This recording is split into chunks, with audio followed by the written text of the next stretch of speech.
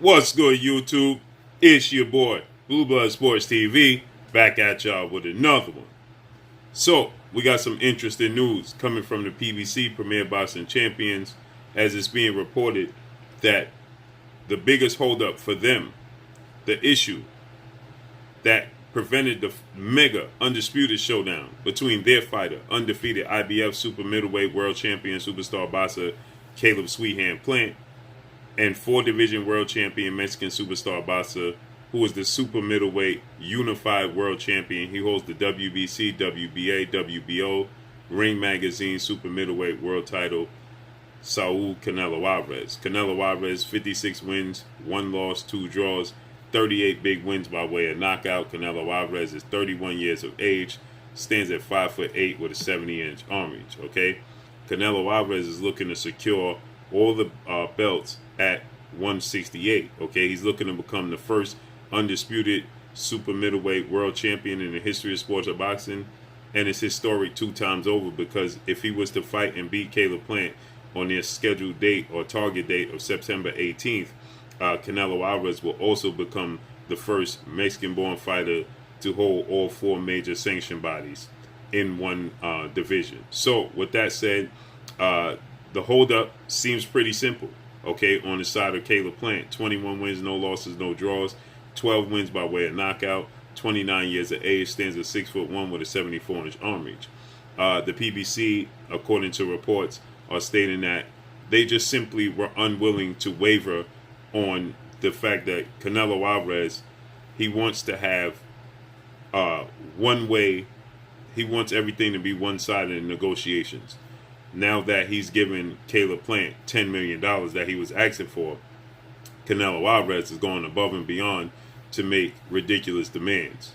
And one of the ridiculous demands that essentially saw the PBC put their foot down and say enough is enough is the fact that Canelo Alvarez, he wants a situation where if Caleb Plant was to get injured, Canelo Alvarez can replace Caleb Plant with a C-level fighter and still receive the $40 million guaranteed that he wanted. He would still receive the massive lion's share of the pay-per-views. He would still receive the lion's share of the gate revenue. He still will receive his endorsement deal from Hennessy. He still will receive his endorsement deal from the Mexican Independence TV pay-per-view channel network. And the PBC is saying, if you're not fighting Caleb Plant for a belt and you're not fighting a high-quality opponent, then why are we going to pay you and compensate you as if you're fighting a guy on the level of Caleb Plant or a world champion? It's not a world championship fight anymore on as far as undisputed goes. It's still Canelo Alvarez defending his titles, but essentially it's not a undisputed match. Okay, it's just Canelo. It's a title defense, and it's not against a high quality opponent. And they refuse to pay massive money for a C-level fighter. Now this goes back in line with legendary retired Hall of Famer, Olympic gold medalist, former 6-division world champion, who turned promoter and CEO of Golden Boy Promotions, Oscar De La Hoya. These go along with these align perfectly with the arguments that Oscar De La Hoya had that saw Canelo Alvarez go to court with Oscar De La Hoya, go the legal route, and part ways with Golden Boy Promotions. As Oscar De La Hoya, he continued to say that Canelo Alvarez wanted to fight the fights he wants, but he still wants to be compensated as if he's fighting these mega massive pay-per-view events and opponents. They're not legacy fights. They're not the best fights out there. And so Oscar De La Hoya, the last straw that broke the camel's back essentially was when Canelo Alvarez, as soon as 2-time super middleweight WBC world champion Mexican superstar boxer David Benavidez was stripped of his WBC title due to him missing weight on the scale during the pandemic, and Canelo Alvarez, he petitioned the WBC as soon as David Benavidez was stripped of the title to fight for the vacant WBC title against Avni Yildirim. And Oscar De La Hoya says it's not worth $32 million for you to fight against Avni Yildirim for the vacant WBC title. And the board of the WBC, they took a vote. Out of 32 members on the board, 31 members agreed that Canelo Alvarez should be facing off against Avni Yildirim for the vacant WBC title. Now, Avni Yildirim, he was not active at all, to say the least. Okay, Avni Yildirim hasn't won a fight, a big fight, in quite some time. So it was lackluster fight, to say the least. But Canelo Alvarez, essentially, he just wants to have it one-sided, where he's the big name and he wants to be paid for his name being on the billboard, his name being on the paperwork, his name being a part of the event, and that's good enough. He don't feel like he has to face off against another high-quality opponent. Okay, so Avni Yildirim, by the time he fought Canelo Alvarez, he hadn't fought since 2019 in a loss to Anthony Durrell. And he hasn't had a win since 2018. Okay? And Avni Yildirim was never seen as a high-quality opponent. 21 wins, 3 losses, no draws, 12 wins by way of knockout, and 2 times in his career, he was knocked out going into the fight with Canelo Alvarez, who happens to be a longtime sparring partner of Canelo Alvarez out of Turkey. And so Oscar De La Hoya and DAZN, they stood pat, and they stated, well, we're not going to pay you upwards of $30 million to face off against Avni Yildirim in a vacant WBC match. Why weren't you petitioning to fight David Benavidez? Okay, you should have been petitioning to fight David Benavidez for his belt. But he wanted a low-level fight, but he wants to get paid as if it's a massive mega showdown. And so this is why Golden Boy and Oscar De La Hoya had an issue with Canelo Alvarez. Now, the judge ruled in Canelo Alvarez's favor, and he was able to part ways, and he still fought Avni Yildirim anyway. But before he did, he had to fight Callum Smith, who was at the time the undefeated WBA super middleweight world champion, British superstar boxer, and they put the WBC title on the line anyway. So they made it a unification bout just to appease Canelo Alvarez. Okay? And so here we have the PBC. They're not willing to do so. So Canelo Alvarez, he feels, well, I'm giving Caleb Plant $10 million. Now everything else needs to be one-sided. And on top of that, Canelo Alvarez is asking that if he was to get injured, Caleb Plant can't even have a fight. So get this. Canelo Alvarez wants to get paid. If Caleb Plant was to get injured, Canelo Alvarez would continue on as if he was fighting Caleb Plant, receiving all of the compensation that he would get if he fought Caleb Plant. But now if Canelo Alvarez got injured in reverse, Canelo Alvarez doesn't even want Caleb Plant to be able to stay active and fight anybody. He has to stay on the shelf until Canelo Alvarez is ready to go. So, which means he would be even further rusty than what he already is. And so Canelo Alvarez is abundantly clear. He wants every advantage possible in the ring and in negotiations. Okay?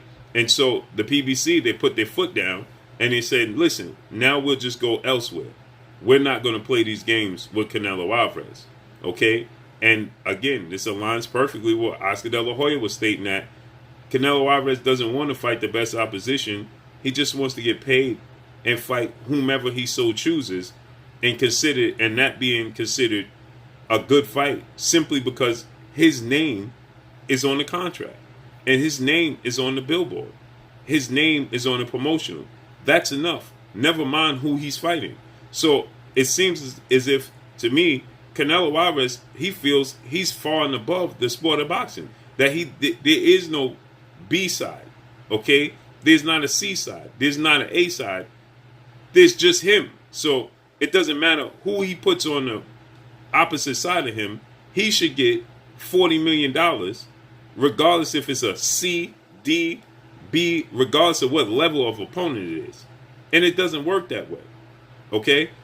In order for the fans to get interested, you need to have somewhat of a risk where fans are believing that you could possibly lose this fight. It brings intrigue. Okay, it gets the crowd wanting to see it. It's interesting.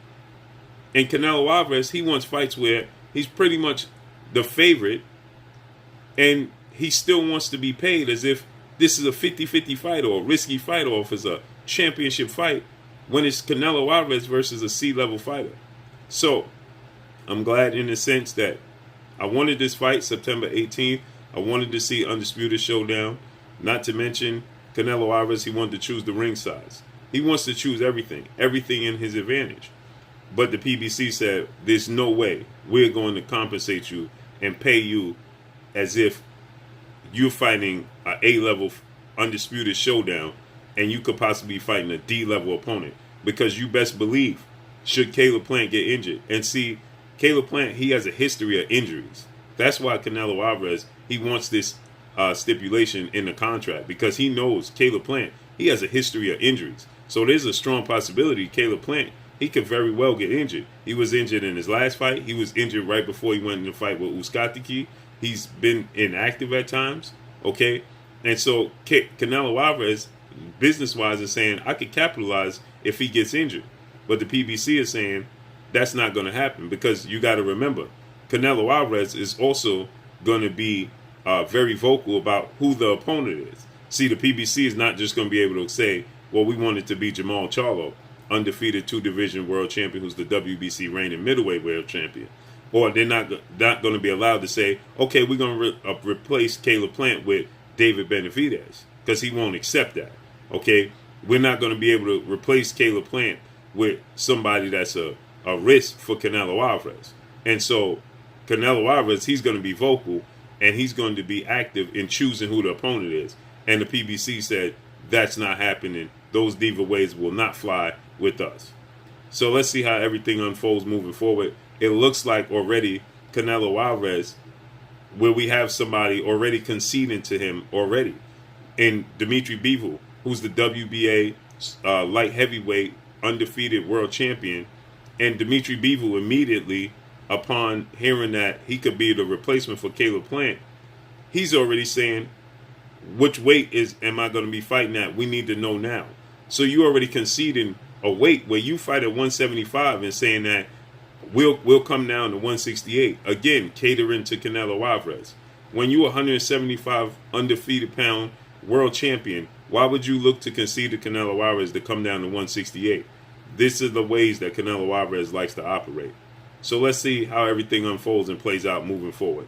That's all I got for y'all, man. Make sure you hit the like button. Drop a comment in the comment section. Let me know what y'all think. Y'all already know what it is. It's your boy Blue Blood Sports TV. Hate, like, comment, and subscribe. You haven't subscribed, hit the subscribe button. Hit the like button. Hit the bell icon to get all the new notification. Follow me on Instagram at Blue Blood Sports TV, all one word. Y'all already know what it is. Shout out to the entire LDBC. Shout out to New Media. Shout out to Black Media Raw. Make sure you like and share the videos. That's all I got for y'all. Peace. Hi, my name is Heather the Heat Hardy, and you're watching Blue Blood Sports TV.